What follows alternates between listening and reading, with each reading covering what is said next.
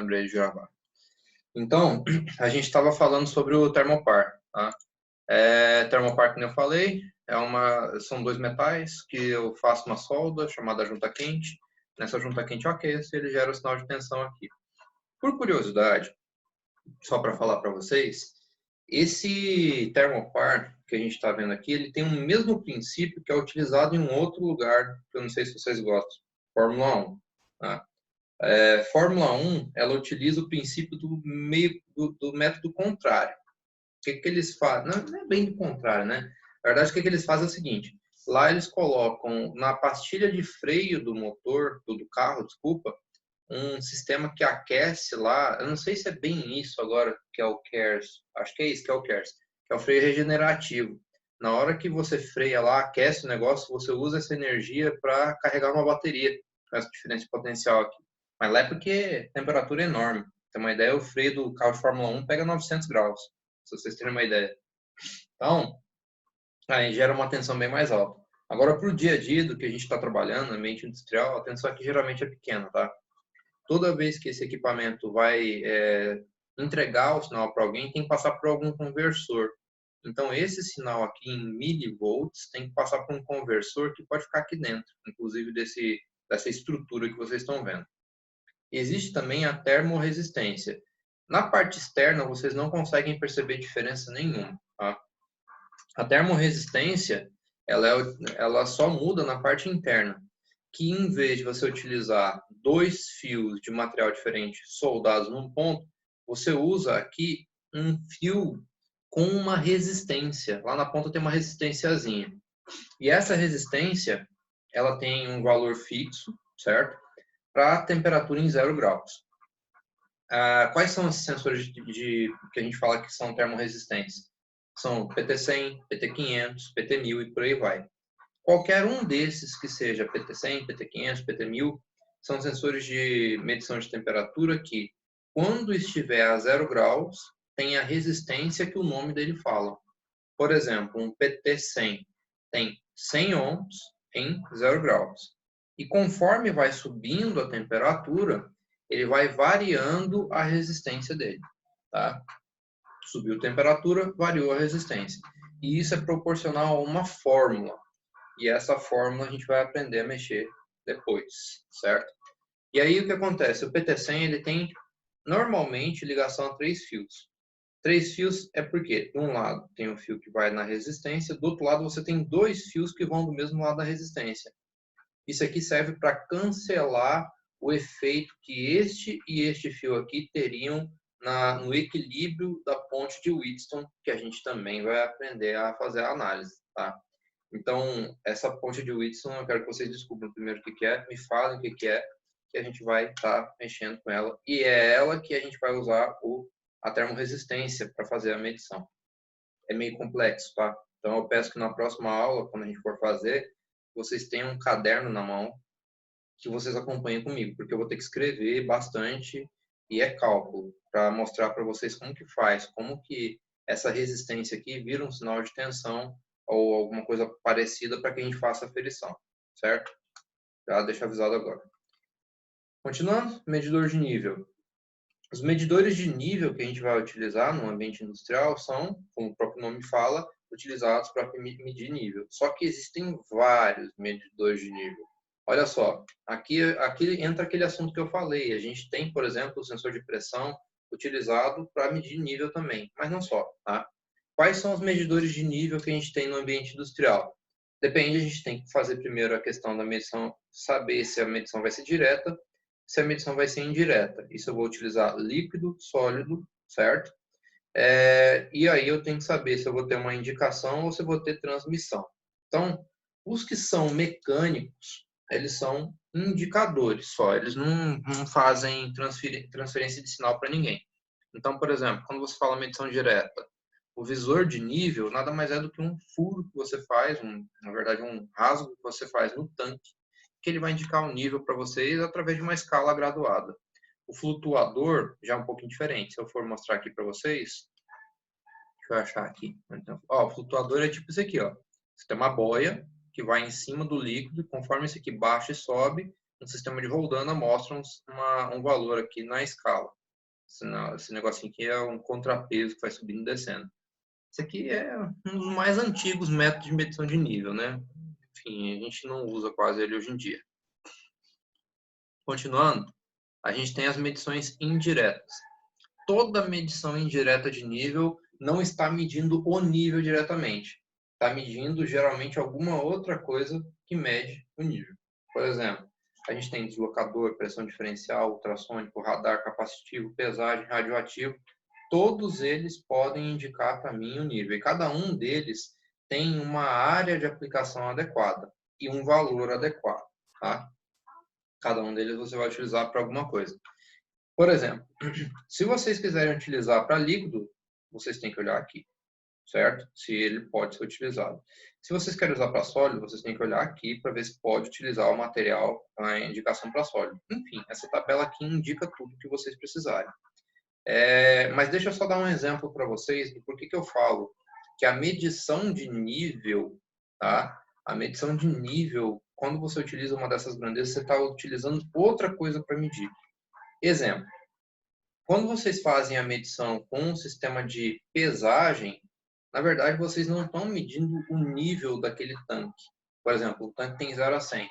Você não está medindo o nível do tanque, você está medindo o peso do tanque, descontando o peso do tanque de uma medida total, e aí você está medindo o peso que é adicionado pelo líquido ou pelo sólido que é colocado dentro daquela estrutura. Então, a pesagem, ela não mede o nível de verdade, ela mede o peso. E aí você tem, por exemplo, um problema. Imagina que você tem produtos de densidade diferente dentro do mesmo tanque. 100% de um produto que é, por exemplo, se você pegar e colocar um material de menor densidade, um material de maior densidade, com o mesmo peso, sei lá, 100 quilos dentro de uma estrutura, óbvio que o material de menor densidade, ele vai ocupar um maior espaço, porque ele é mais leve, ocupa mais espaço, enfim, né? Então, a pesagem, ela pode ser utilizada como medição de nível, mas a gente tem que levar em condição as características do processo. Cada um deles tem uma vantagem e uma desvantagem, tá? O que eu quero dizer para vocês é que muita grandeza tem disso. Você não mede ela direto, você mede ela de maneira indireta. E aí você tem que ver se as vantagens e desvantagens da aplicação, da utilização dessa medição de nível, valem a pena para a aplicação que você vai fazer. Valem a pena para aquilo que você está utilizando. Tá? Não vou ficar lendo todos, não vale a pena ler, mas eu peço que vocês façam leitura desses tipos de sensores que tem aqui, porque eu quero fazer um questionário sobre eles, tá? Então, leiam, por favor, sobre cada um desses sensores de pressão de medição de nível que está dando ali. Medição de vazão. Medição de vazão é um outro tipo também de medição que a gente faz em ambiente industrial. E a medição de vazão é utilizada para ver o fluxo de um produto saindo de lado A para o lado B. E como todas as outras coisas que eu falei para vocês, elas têm as suas vantagens, desvantagens, aplicações que podem ser utilizadas e não utilizadas. E aqui tem uma tabela para vocês conseguirem fazer a análise de qual que vale a pena. Vou dar um exemplo. Gerador de diferencial de pressão, medidor linear, volumétrico, canal aberto. Cada um desses aqui é um tipo de medição. E aí aqui eu tenho o tipo de produto e o que eu posso fazer. Vamos dar um exemplo. Existe um medidor aqui, ó, que é o medidor de... Cadê? Palheta. Medidor de palheta. Medidor de palheta, por exemplo, é um medidor que ele pode ser utilizado para fazer a medição da vazão dentro de uma tubulação, mas ela só pode ser utilizada para líquido. Entendeu? Então, assim, eu não posso utilizar para medir, por exemplo, vapor, eu não posso utilizar, por exemplo, para medir líquido condutor de eletricidade e por aí vai. Então, para vocês se guiarem no uso, na escolha de qualquer um desses medidores, vocês têm que pegar e têm que se guiar por essa tabela aqui, tá? Já que eu falei dessa tabela também, já vou dar uma dica para vocês. Eu vou fazer um questionário falando sobre essa tabela aqui de medidor de vazão, fazer um questionário falando sobre esta tabela aqui do medidor de nível, tá? E eu vou falar sobre cada um, eu vou pedir sobre algum exemplo de algum desses aqui. Eu vou pedir para vocês dar uma lida aqui para a gente falar sobre eles, tá? Mas, assim, de tudo que eu falei aqui, a gente pode resumir o seguinte para a nossa área de aplicação industrial. Vocês perceberam que eu falei de um monte de estrutura, um monte de aplicação, um monte de tipo de equipamento diferente que faz medição de um monte de coisa diferente. Mas, hoje em dia, esses sensores têm que comunicar com um CLP. Deixa eu voltar aqui para cima. Esses sensores todos têm que comunicar com um CLP. O que todos esses sensores vão ter em comum quando eles tiverem que comunicar com o CLP? O que eles vão fazer, assim, no final das contas, para que isso vire um sinal elétrico no CLP?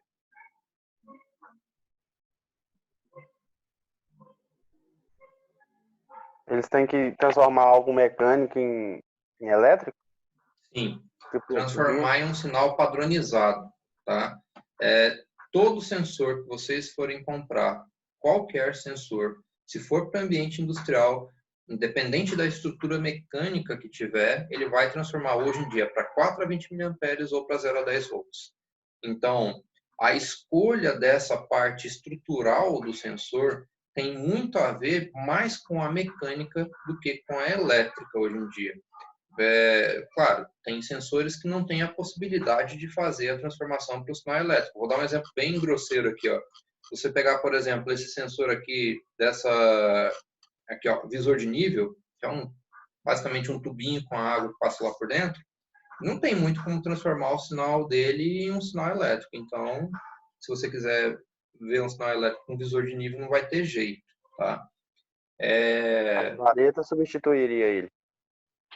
A vareta substituiria. Ou faz que nem o nosso tanque lá, que a gente tem na sala de aula.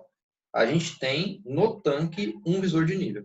Ele indica para a gente o nível lá com um tubinho que vai enchendo de água conforme o tanque vai enchendo.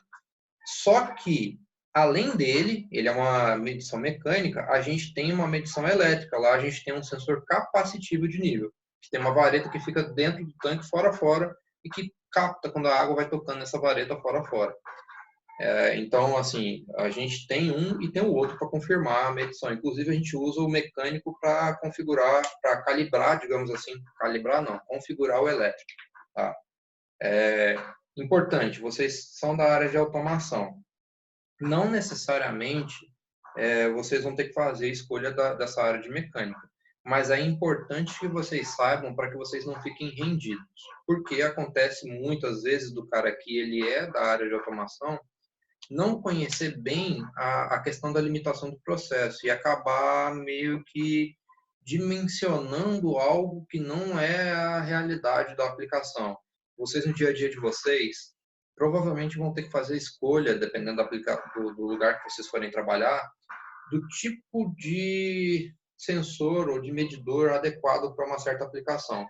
Uma má escolha pode resultar em um mau resultado. Exemplo, você vai querer fazer a medição lá do nível de um certo tanque lá, que a gente está olhando para essa tela aqui da parte do nível. Mas por não saber muito bem como trabalhar e às vezes ser uma pessoa um pouco mais inexperiente, você tem um tanque de 2 litros 2 metros de altura, que é um tanque relativamente pequeno, e aí você resolveu, por exemplo, fazer a medição desse tanque com um sensor ultrassônico. Sensor ultrassônico mede nível? Mede. Mas sensor ultrassônico é para quando vocês têm tanque muito alto e que tem alguma dificuldade para vocês colocar alguma outra medição mecânica. Então, você foi lá e colocou um sensor ultrassônico que ele dá conta de medir qualquer nível, basicamente. Mas é caro. É 8 pau, 8 conto para você fazer para comprar um desses. Às vezes você poderia estar utilizando algum outro, sei lá, um tanque, que nem eu falei, de 2 metros de altura, um sensor capacitivo, não é tão caro e é fácil de instalar em um tanque de 2 metros de altura.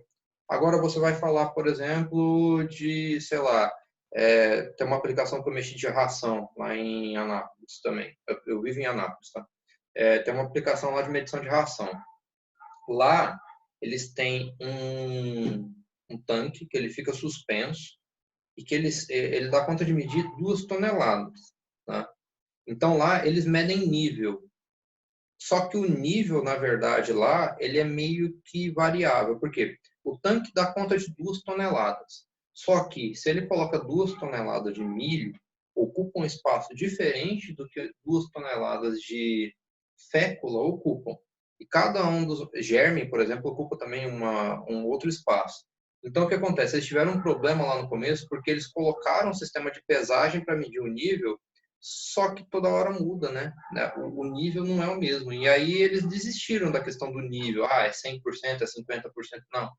Lá a medição é de peso, não é nível. Eles medem o peso mesmo que tem de material dentro do tanque. E aí eles têm que tomar cuidado, só para quando for um material muito leve, não transbordar o tanque lá, porque ele vai ocupar mais espaço, tá? O que eu quero falar para vocês é o seguinte: experiência é o que vai ditar como que vocês vão fazer escolhas aí ao longo do dia a dia de vocês. O livro, a apostila que eu estou entregando para vocês, dá uma boa medida, dá uma boa base. Essa daqui é do Senai, essa que vocês estão vendo é do Senai, porém tem a outra da Smart. Se vocês puderem, eu peço isso, pedi na outra aula, estou pedindo nessa de novo. Se vocês puderem, leiam, tá? Porque é conhecimento acumulado de muita coisa lá para vocês absorverem, tá? Tem muita coisa para vocês aprenderem lá. Inclusive, deixa eu até abrir outra apostila aqui para mostrar uma coisa para vocês. Se alguém quiser falar alguma coisa, pode falar, viu? Eu estou falando sem parar aqui. Ó, essa aqui é a apostila da Smart. Deixa eu descer aqui para mostrar um negócio para vocês. Olha o que eu falei. Sensor de pressão. Lá falou sobre sensor de pressão de tipo Bourdon, né? Tubo de Bourdon. Tem tipo C, tipo espiral, tipo helicoidal. Lá só falou do mais simples. Então, tem vários aqui. Olha lá, membrana ou diafragma, sensor tipo Foley, coluna de líquido. Gente, tem coisa demais de sensor. Eu falei para você de pressão, tá? Não só de pressão, de outros também. Eu falei para vocês sobre a questão de vocês olharem lá o que pode ser feito, para que a gente pode utilizar, por exemplo, um sensor de pressão diferencial. Deixa eu mostrar aqui se ele vai ter.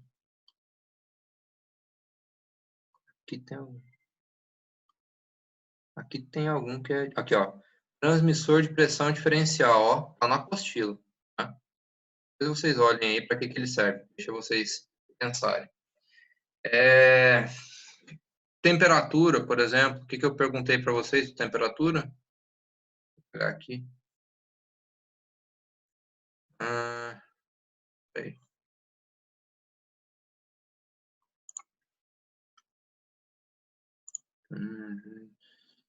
Ponte de Wheatstone. Na verdade, não é nem para temperatura, é para ponte de Wheatstone, né? Ponte de Wheatstone. Deixa eu compartilhar minha tela de novo aqui com vocês. Share screen.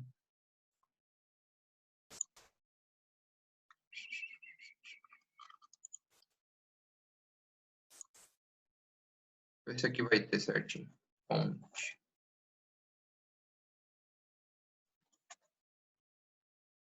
Aqui, ó. Princípio de medição. Antigamente, medição de temperatura com as termorresistências eram normalmente feitas no circuito ponte de Wheatstone. Enfim, aqui tem a explicação, tá vendo? Ó, o que é a ponte de Wheatstone? E ele mostra mais para baixo aqui, eu acho, como que é a conexão. Não vou entrar em detalhe agora, eu vou ter que explicar isso na próxima aula mesmo, tá? Então, voltando para a aula aqui. Vocês estão vendo sobre sensores comigo. O que eu quero fazer de síntese dessa matéria aqui para vocês? Eu estou mostrando os principais sensores, estou mostrando como eles são construídos, para que eles servem, mas em síntese a gente tem que imaginar que o sensor ele tem que ser escolhido para aplicação conforme a adaptação da parte mecânica ao que você vai utilizar, e se esse sensor te entrega o que você precisa, que é o sinal 4A20 ou 0A10 que eu estava falando com vocês, tá? Vamos fazer um teste aqui. Deixa eu ver quem que... Aqui, deixa eu escolher alguém do grupo aqui. O Elton, peguei o último aqui da lista. Tá aí?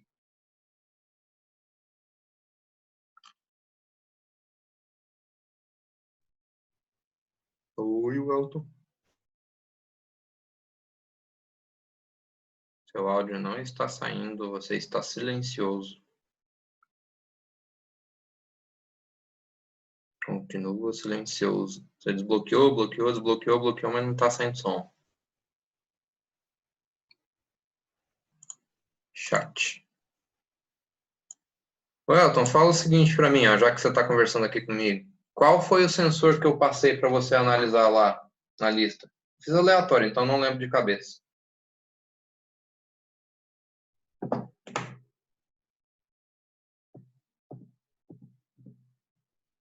Temperatura. E aí lá, você conseguiu ver se ele é um termopar ou se ele é um PT100?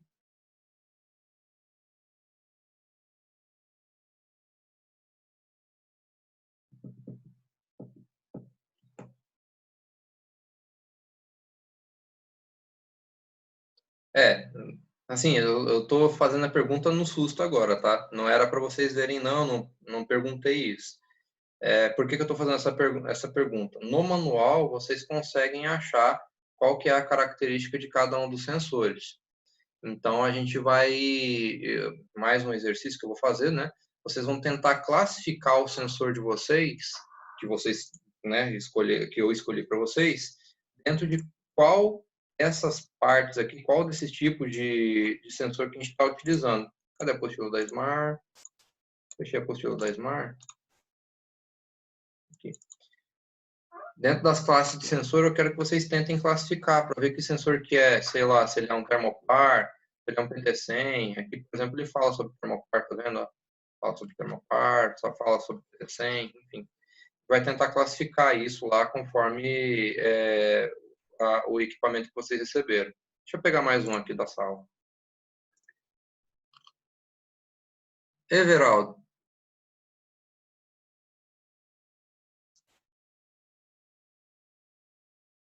Everaldo. Esse eu acho que dormiu. Erivaldo. Eu sabia que ia me chamar. Tava em cima. É, O Everaldo, né? Não respondeu. Bom, te perguntar que sensor que você pegou, qual que caiu para você lá? temperatura. Também, nossa, peguei 2 de temperatura. Então, é a mesma pergunta, né? Eu quero ver se, só por curiosidade, vocês chegaram a ver sobre a questão de ser termopar ou PT100. Chegou a ver? Não, né? Não tinha Não, ensinado cheguei também, a né? ver. Também não tinha ensinado, então não tem por que responder. Mas é esse tipo de coisa que eu quero que seja visto. Deixa eu ver se eu consigo pegar aqui uma coisa para vocês. Vou pegar um sensor de temperatura aqui. Sensor de temperatura tem aqui.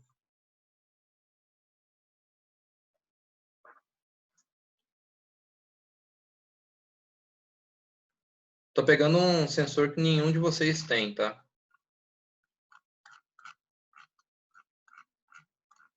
Esse aqui é o controlador, esse aqui não é o sensor.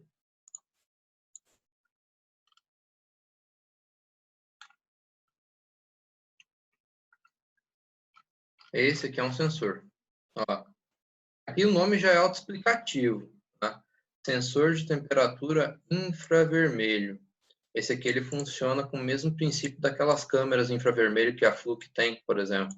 Então, assim, você consegue fazer a aferição sem ter contato com o ambiente, né? Isso aqui é bom para ambiente que você tem que fazer a aferição à distância. Então, olha só, já mostra aqui para a gente. Mas deixa eu pegar um outro sensor de temperatura aqui. Sensor termohigrômetro.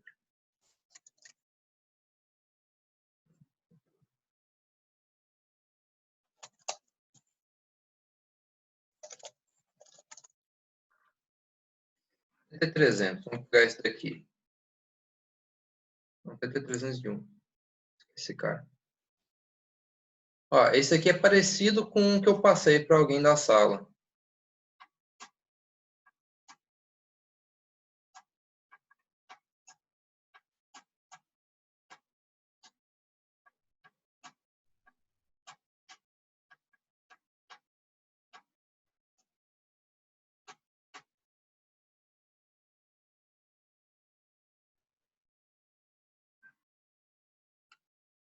Transmissor inteligente de temperatura com PID incorporado. Esse aqui é o da Smart.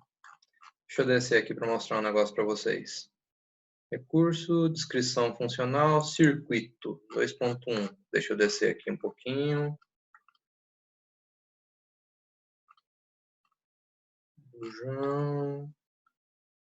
Método de instalação.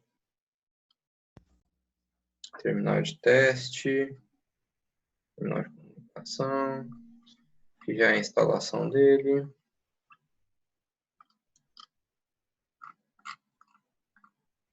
Olha só.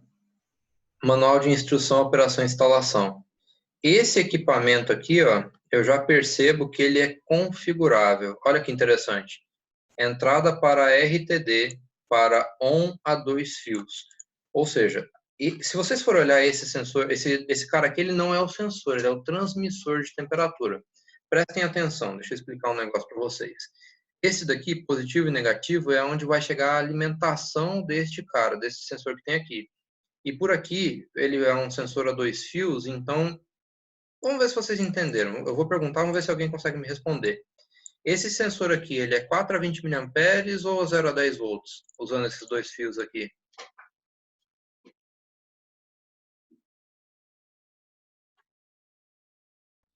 Zero a 10? Não, não é 4 0 a a 20 10. miliamperes. Toda vez que vocês tiverem um sensor 0 a Positivo e 10, negativo. toda vez que vocês tiverem um sensor 0 a 10 volts, são 3 fios, tá? Que é o alimentação, Na tá? última aula nós Negativo e referência. 3 fios, certo? Aí esse foi eu expliquei na outra aula. Quando a gente vê a 2 fios assim, só pode ser sinal 4 a 20 mA.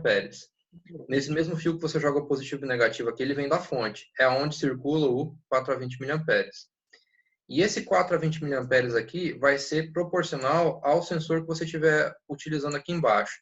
Se você virar esse equipamento aqui, na frente dele ele tem um display que você pode ajustar que tipo de sensor que é utilizado. Se vocês forem ver aqui, ó, eu posso configurar esse mesmo transmissor de temperatura para utilizar PT100, um RTD a 2 fios. E aí, detalhe, eu falei PT100, mas não necessariamente precisa ser só PT100. O PT100 é mais conhecido. Quando a gente fala de RTD, esse sensor de temperatura que é a base de resistência é o RTD, tá? Então, pode ser PT100, PT500, PT1000. Aqui é para fazer 2 fios. Ninguém compra um equipamento desse preço para fazer 2 fios. Então, essa ligação aqui pode ser ignorada. Esse cara aqui é a ligação a 3 fios. Essa aqui é a utilização mais comum do medidor de temperatura. E tem a utilização de medidor de temperatura de resistência a 4 fios. Tá? Mas é uma ligação que também dificilmente é feita porque traz poucas vantagens em relação a 3 fios. Vou explicar isso para vocês. Aqui a gente tem a questão do termopar, tá? A ligação do termopar, aquele que a gente acabou de ver, que é aquela que tem a junta que você aquece. Aí aqui ele tem para entrada de RTD ou ON diferencial. Esse daqui é para comparar duas medições diferentes de dois sensores. É para aplicações específicas. Entrada para termopar ou milivolt diferencial é quando você quer fazer a comparação entre duas juntas termopar. Vou explicar isso aqui para vocês também, é muito interessante, porque eu consigo fazer a medição de temperatura de diferença entre dois pontos. Muito legal. Aqui, entrada RTD para fazer a comparação de mínimo ou máximo ou média, que é somando os dois valores. E aqui, mínimo, máximo ou média também, que é para fazer a somatória de dois valores. Tudo isso daqui eu não ensinei ainda para vocês. A gente vai trabalhar em cima do sensor de temperatura. Deixa eu reforçar. Na próxima aula, por favor, quem puder, caderninho e caneta na mão, porque vai ser com cálculo. A gente vai precisar disso, tá? Então, esse cara aqui, ó, que é o transmissor, que é esse caixotinho aqui. Se eu perguntar para vocês que sensor que vai instalado nele, ele não é um cara fixo. Então, nele, a gente pode instalar basicamente qualquer sensor de temperatura, desde que seja resistência ou termopar, e configurar nele. Então, tanto faz. Esse cara pode ser com termorresistência ou com termopar. Qualquer um deles, tá? É configurável. Aliás, esse cara aqui é caro, viu? Um equipamentozinho desse daqui custa por volta de uns 6 mil reais, 7 mil reais. Por isso que eu falei que ninguém pega um PT100, coloca 2 fios no equipamento de 6 mil reais, que é, sei lá, Pegar uma Ferrari para andar a 10 km por hora na rua. Bom, então, entenderam a ideia mais ou menos do que eu queria passar para vocês hoje? Sim. Com alguma dúvida, gente? Alguém que fez alguma pergunta? Professor, em relação às outras atividades, até quando que é o prazo para Cada entregar? uma delas tem um prazo diferente, mas eu estava conversando com a Vânia, eu acho que eu vou ter que reabrir algumas delas, porque teve gente que não postou nada. E eu não quero prejudicar ninguém, né? Mas ela falou que se não tiver... Eu mandei só a primeira, nossa, é questão de tempo mesmo, mas Uhum. até sexta-feira eu mando tudo. Não, eu vou abrir novamente o ambiente para vocês postarem, e aí sei lá, eu coloco até o final de semana aí para vocês postarem as atividades antigas. Pode ser? As que tava. Eu inclusive mandei todas hoje. Tinha uns que tava falando que tava em atraso, mas mandou pelo jeito. Essas. Até onde eu sei, dá para enviar com atraso. Tentem enviar. Se algum de vocês não conseguir enviar com atraso, me avise que eu desbloqueio lá para vocês. Tá? Aí, agora, só fazer um ressalto aqui, tá? Eu vou fazer um questionário a mais lá sobre essas questões que eu estou falando de sensor. E reforço na próxima aula, segunda-feira, por favor, tenham em mãos algum papel, alguma caneta, porque eu vou fazer e vai precisar de cálculo, tá? Eu não queria começar cálculo hoje, porque senão não dá para terminar antes das 10, já são 9h30, não dá para terminar antes das 10. Quando que vai ser a E próxima? segunda. É porque... Não, peraí, deixa eu ver se é segunda. Eu tenho que olhar no horário de vocês aqui. Peraí.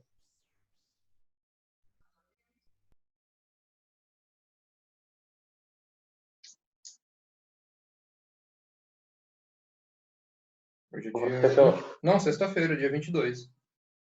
ô professor, Hum. eu queria saber quando é que o senhor vai dar a resposta a correção lá das atividades que já foram enviadas.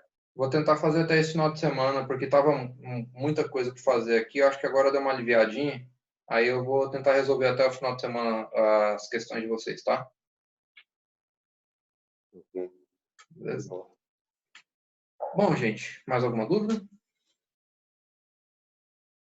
Olha, por enquanto tá ok. Vou rever a segunda parte da segunda aula para mim fazer as atividades, mas por hoje tá ok. Pelo menos a explicação de hoje tá ok. Beleza. Eu sempre tento fazer a aula com um prazo de 1h30, no máximo aí umas 2 horas, porque no ambiente AD fica muito cansativo. Eu sei que já deve ter gente que tá quase dormindo aí, né?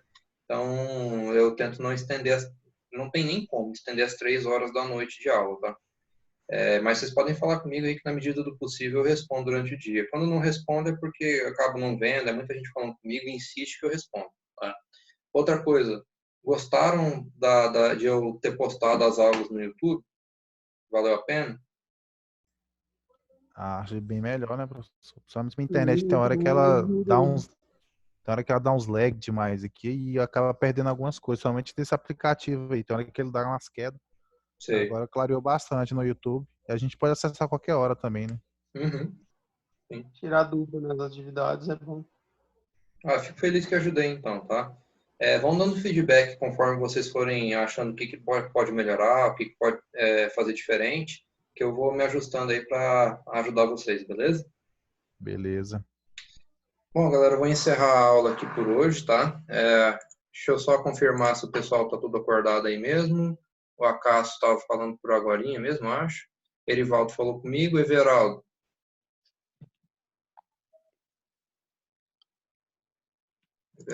Everaldo. Acho que dormiu, Everaldo. O Lucas Antônio. O Lucas Antônio estava falando agorinha. Jarlison também estava ativo. José Carlos. Tá presente. Presente. Tá O ativo Elton. E o Elton que estava falando comigo aqui também.